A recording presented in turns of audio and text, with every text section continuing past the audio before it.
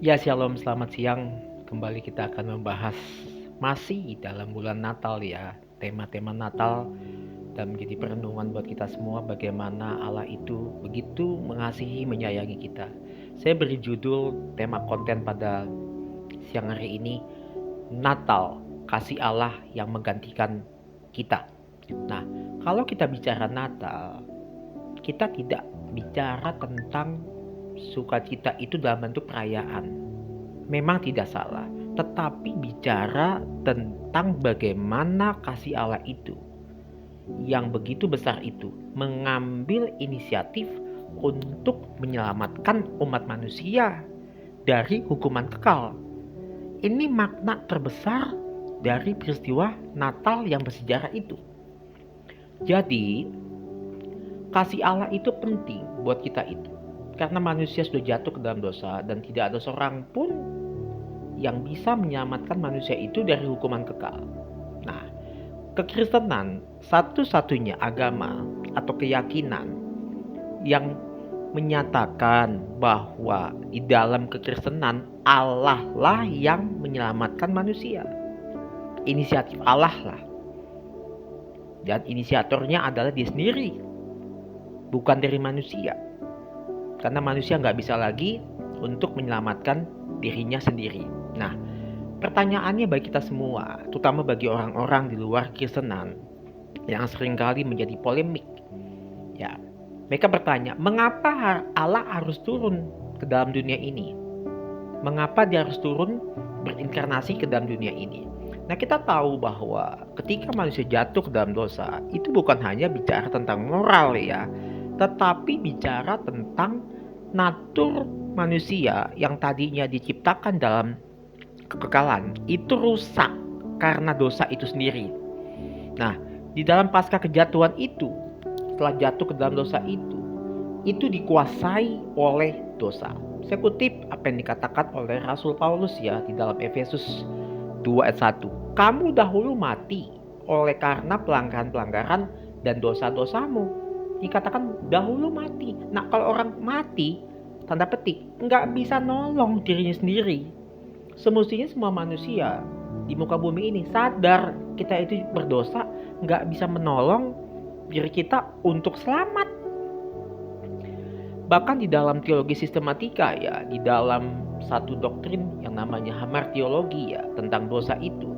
Dosa bukan cuma kesalahan, tetapi dosa itu adalah pemisahan hubungan antara Allah dan manusia. Pisah tuh. Keterpisahan dengan Allah itu. Nah, jadi karena manusia itu tidak mampu untuk mendatangi Allah, Allah lah yang berinisiatif menyelamatkan manusia turun ke dalam dunia ini, lahir inkarnasi ya dalam wujud manusia yang namanya Yesus Kristus. Itu yang dikatakan tentang anugerah Allah di dalam inkarnasi Yesus Kristus. Lalu, mengapa keselamatan itu nggak bisa dicapai oleh manusia? Manusia udah jatuh ke dalam dosa. Memang tidak bisa buat apa-apa lagi. Perbuatan baik, ritual, apalagi ketaatan moral, tradisi agama. Semuanya itu gak bisa nyelamatin. Saya kutip apa yang dikatakan oleh Nabi Yesaya dalam Yesaya 64 ayat 6. Demikian, segala kesalahan kami seperti kain kotor. Kesalahan kami loh. Bukan kejahatan kami, kesalahan kami bagaikan kain kotor. Seperti apa itu? Kain kotor itu. Dan apa yang dikatakan oleh Rasul Paulus dalam Roma 3:10, tidak ada yang benar. Seorang pun tidak, enggak ada yang benar. Seorang pun juga enggak. Semua orang telah kehilangan kemuliaan Allah. Jadi kesimpulannya kalau kita bicara dalam soteriologi, keselamatan itu bukan usaha ke atas, from man to God. Tetapi keselamatan itu from God to man, dari Allah turun ke bumi kepada manusia. Sekali lagi, keselamatan dalam soteriologi, Allah turun ke bumi, berinkarnasi dalam wujud Kristus yang adalah sepenuhnya Allah sejati, manusia sejati, menggantikan manusia yang berdosa itu. Karena itu, inkarnasi itu bukan satu opsi ya, tetapi satu-satunya jalan keselamatan.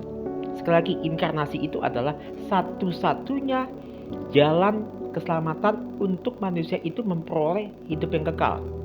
Lalu, kita akan bahas mengapa yang harus menebus adalah yang tidak berdosa.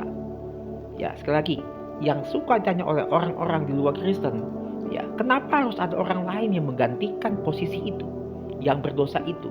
Begini, di dalam perjanjian lama, ya, kita tahu bahwa ada yang namanya di dalam Imamat 1 ayat 3, korban penghapus dosa. Binatang yang tidak bercacat, sekali lagi, binatang yang tidak bercacat itu dipersembahkan kepada Allah. Ya, dikorbankan.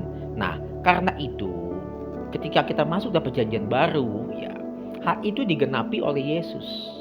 Yesus, ya, Allah sejati dan manusia sejati yang tidak berdosa.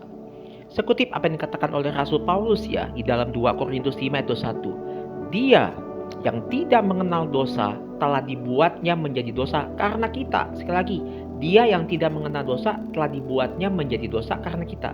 Dan Rasul Petrus mengatakan dalam 1 Petrus 3 ayat 18, Kristus telah mati sekali untuk segala dosa kita. Dia yang benar untuk orang-orang yang tidak benar. Jadi Kristus telah mati sekali untuk segala dosa kita. Jadi dia layak, ya, karena dia adalah manusia yang tidak berdosa, Allah sejati dan manusia sejati. Karena itu, ketika kita bicara tentang kristologi, ya, Yesus sah menjadi pengganti yang sempurna. Sekali lagi, Yesus sah sebagai pengganti yang sempurna. Karena apa? Satu, Yesus adalah Allah yang sejati. Kedua, dia juga adalah manusia sejati. Dan yang ketiga, Yesus tidak berdosa. Karena manusia berdosa, ya, nggak bisa memperbaiki apa yang rusak dalam dirinya. Yang jatuh menarik semakin hari semakin jatuh. Karena itu mustahil bagi manusia, ya, dengan usahanya dia atau menggantikan posisi dia, nyelamatin diri sendiri, itu nggak mungkin. Hanya Kristus sebagai pengganti manusia yang jatuh ke dalam dosa itu. Nah, kita lihat ada dua pandangan Bapak Gereja, ya, terkait hal ini. Yang pertama adalah Athanasius, ya. Dia mengatakan Allah menjadi manusia supaya manusia beroleh hidup.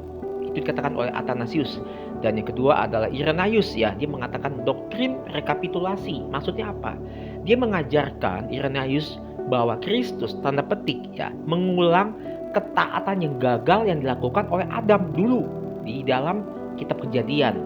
Nah, Yesus sebagai Adam terakhir yang menyelamatkan. Dia taat, kita diselamatkan. Adam pertama tidak taat, kita semuanya jatuh ke dalam dosa.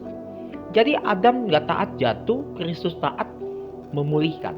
Jadi keselamatan hanya ada di dalam Adam yang baru, yaitu Kristus. Nah, pandangan dua Bapak Gereja itu, ya, sangat memperkuat peristiwa Natal ini, bahwa Allah lah yang menjadi inisiatif, yang mempunyai inisiatif, dan dia adalah yang melaksanakan, ya, rencananya itu di dalam Yesus Kristus.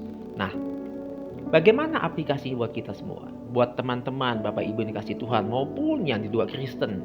Ya, kita merenung bahwa Natal bukan cuma cerita indah, perayaan, beri sesuatu yang baik, ya, tapi juga mengingat Allah yang bertindak ketika manusia tidak mampu berbuat apapun, ya, dan kita nggak bisa menyelamatkan diri sendiri. Keselamatan adalah anugerah dari Tuhan. Karena itu, ya, kita sudah digantikan posisi kita oleh Yesus. Buka hati kita terima keselamatan itu lewat pengakuan kita yang jujur kepada Tuhan. Tuhan, saya butuh Engkau sebagai satu-satunya juru selamat hidupku. Maka kita akan memperoleh damai sejahtera Tuhan, bahkan kepastian hidup yang kekal. Jadi, Natal adalah bukti paling nyata dari kasih Allah.